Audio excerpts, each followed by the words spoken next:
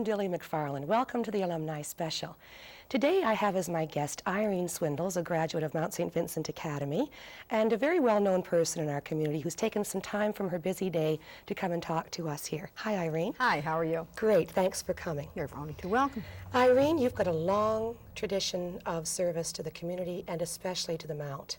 I'm going to ask you a couple of difficult questions about related to the number of things that you've done here at the university. What was your first formal involvement with the Mount after you graduated from the academy? Do you remember? I don't remember my first. I can remember my first days at the Mount. I came here in grade 4, and I can remember the fire. And I guess it was Sister Eileen Ryan, Sister Mary Magdalene, as I knew her, who got us involved. And actually, she had us involved in commercial classes even before we had graduated. And that grew, and I think maybe because of Sister, that's where the love developed. You left the Mount and didn't realize how much you loved it until after you were gone.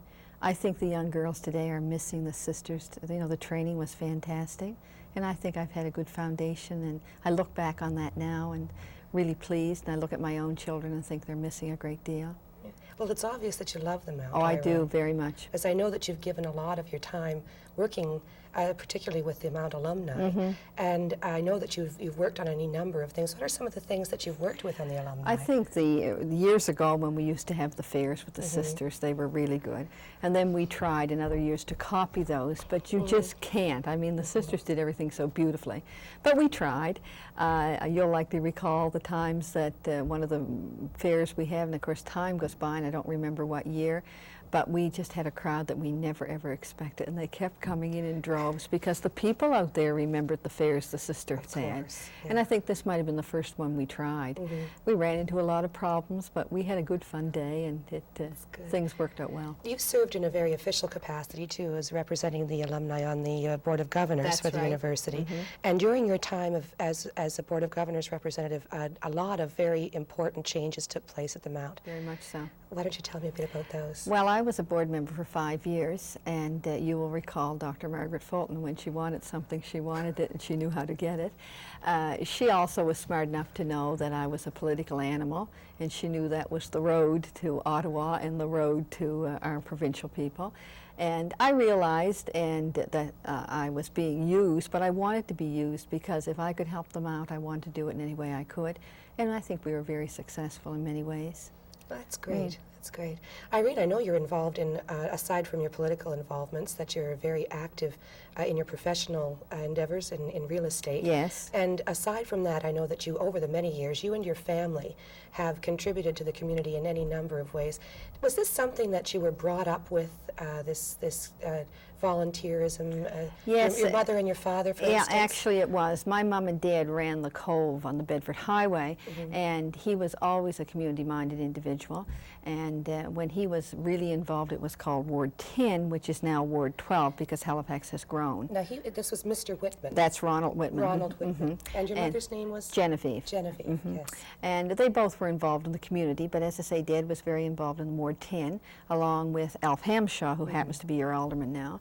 And we saw the Rockingham Yacht Club grow, and then we saw the Rockingham Yacht Club change to Chinatown. But I look around and I remember the school systems. Dad was involved in that. And I can remember only too well that Carney Lake was going to be left out in Never Never Land and not be hooked into the school system. And that was one of the things that my father really fought for. And the other thing that he fought for was for the fire department. We had a great volunteer group.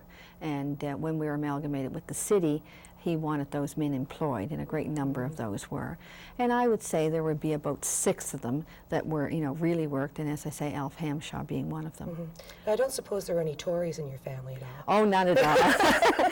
My mother was a staunch Tory, and I think she knew nothing else. For years, I never really knew how my father voted. And then during the war, Wartime Price and Trade Board, he worked with Bob Stanfield. And I think it might have been Bob Stanfield that sort of showed him the light. And Dad never really talked politics. My mother always did. But I'm sure that Dad would be very pleased in my involvement today. And he never, curtailed it as I was growing up or suggested I should be doing other things. How did you first get involved, Irene? Remember that very clearly. It was with Bob McLeave, and that was federal politics, and you get roped into something like that. But once you get out in the campaign trail, and if you respect the individual you're working for, you get hooked. And then as time went on, I was on the executive Halifax Cobequid, and people, and gentlemen that's very close to the heart here at the Mount, Joel Matheson was its president at one time, and as was Ken Stretch. So when you have, those were the years that it wasn't in vogue to be Tory, and when you're working very, very hard, you become very close. And so I'm very pleased to see both of these gentlemen in legislature now, and that Joel is our member here in Halifax Bedford Basin. Now I understand that you're currently the president of the Nova Scotia Progressive Conservative Women's Association. That's right. But I want to ask you, Irene, how have things changed? What were things like for women when you first began in politics? What sort of aspirations could a woman have held then? Were they different then? I think that, yeah, and I think too, just as any aspiration in any facet of life has changed, I think we have changed. Education system has changed.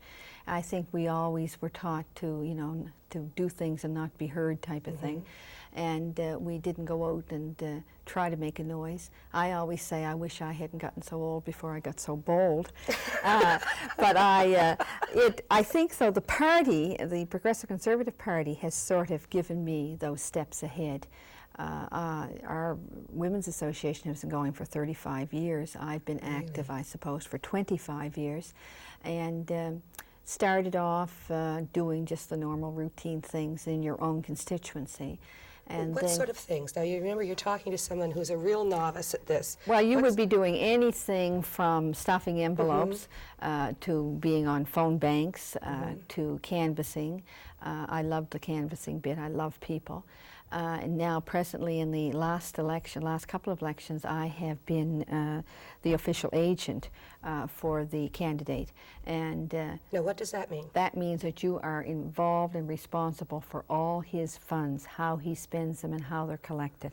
Boy, and that is a big responsibility. And it is a big responsibility because you are protecting the candidate. So Joel Matheson depends on me to make sure that everything is reported properly, you know, and as you know, you've seen so many times the statement in the paper, and they're very rigid rules on what can be spent and how it's to be spent. And what about where the money comes from? Where that's? Well, it depends. Usually it comes from your community. Then we were very fortunate with Joel being Mines and Energy. When the oil boom was here, everybody wanted to be in Joel's good books, and of course our association did, you know, get funds that we never would have gotten before. It's hard to get money, and I can remember when Joel first started. But then when you have funds, politics is really fun. You don't have to worry about where the money is coming from, and you can get out and do your thing and have a lot of fun. Times aren't as lean as they were. No, they're before. Not. They weren't. And again, it depends on your candidate, and it depends on your association how hard they work. And of course, the more funds you have to work with, the more creative you can become, and the more service you can provide. Yes, but still, there's only a limited amount you can spend. But you know, at times, as I say, when it wasn't in vogue to be PC, you were really scratching. But now it's kind of nice to be there and to continue to be there. And as long as we have John Buchanan, we will be there. Now, I understand that you have just recently announced the fact that you are throwing your hat in the ring to run for the president of the provincial Progressive Conservative Party. Right. How does this differ from the leader of the party leader? How does the party president differ? What are the responsibilities? Oh, what completely different. Your president of the association is the leader of the association, but John Buchanan is the leader of the party, and there's just no comparison. So would your function as president, and I assume you'll win? Oh, of course, I'm hoping I will, yes. Your function would be largely then administrative, wouldn't it? That's right, and we have associations all across the province, and from those associations, and we also have executive members, and we meet regularly, and just to make sure that everything is working smoothly, and as the leader and the members do not have anything to worry about, that they've always got that machinery out there doing their thing. Something that's always interested me, and perhaps you could throw some insight into this for me.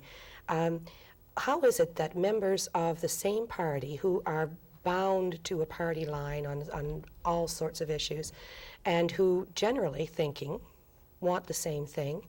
How do you compete actively for a position like president of the party? Who is your competition, for instance, for this role? I don't know as yet.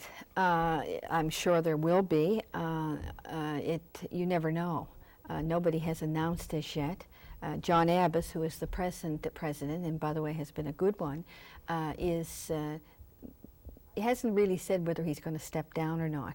I just feel like, as I said, I have been president of the Women's Association for 3 years, and I think there's a certain time limit, and then you let somebody else take on. And they learn by being involved. Unless you're involved, you're not going to learn. And I just feel that I have been a good women's president.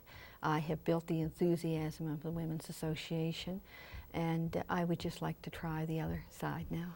And, Irene, does this mean, because you're heading into the more administrative function, political function, that you are not going to be Prime Minister someday? Oh, I don't think I'll ever be Prime Minister. Like I say, did you want to be when you were no, little? I've never had that desire. No? People often say to me, have I ever thought of running? Yeah. And like I say, where? I'm a firm believer if you've got a good member and the machinery's Yes. working, you just keep oiling it. And really, there's not a place I don't think that well, let's look federally or provincially. We have a good federal member, Howard Crosby, and I've already said that I think Joel's the greatest. And so, really. You're quite happy. I'm quite happy. Yeah. And I'd rather be a backroom person, I think, and do the things within the association rather than get out there in the public light. If as I say, if I had thought about this earlier and hadn't allowed myself to get to the age I am, and I might have been interested, but right now I'm happy. Well, I dare say that the people that know you, and me included, I think you've got a number of real good years left yet. Thank you very much. I hope you're right. Oh, I'm sure I am. And so what happens when you're elected president of the party? How does that change your function? Now, who, for instance, will perform the function that you're performing now? Well, actually that happens this weekend. This is our annual meeting, and you couldn't have picked a busier day than today for me, but because it was you, Dilly, I said I would come. And because you love the mountain. That's right, very much so. And actually, we will know that either tonight or tomorrow morning. And the nominating group have already picked, their slate, but that doesn't say we won't get nominations from the floor.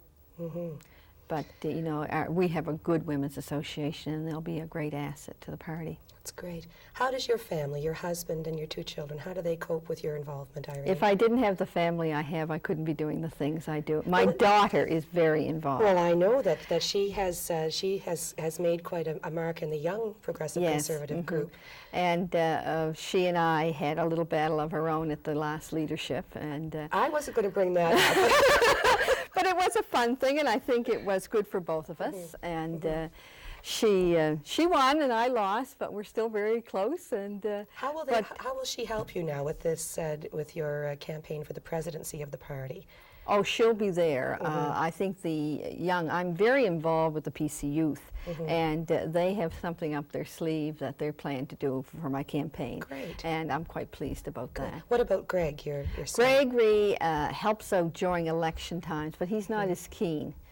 He votes, and he does help, like with signs and things, but he's not as keen to get out there. Now, Harold gets involved, but he wants to be really behind the scenes. He usually works within an office and our campaign headquarters, and he's done that for both federal and provincial. I'm surprised to hear you say that, because I'm sure a lot of women are thinking, now, if I didn't have a husband and my children, I could get out there and do what Irene's doing, and you're saying just the opposite. I find that very interesting. But being in real estate, you have to have a family that works well together, or you're just not going to be a success. And Harold and I both are in the real estate business, and it just works out beautifully. Well, Irene, I can't thank you enough for taking time today. I know that you're very busy. I really appreciate you coming well, I'm by. pleased to be here. I hope our viewers have learned a bit more about what makes a Tory tick. I know I have, and I find it very fascinating. Thank you once again for coming. Thank you for asking me. You're welcome. Great. And to my viewers, thank you very much for joining me today, and we'll see you again next time on the Alumni Special.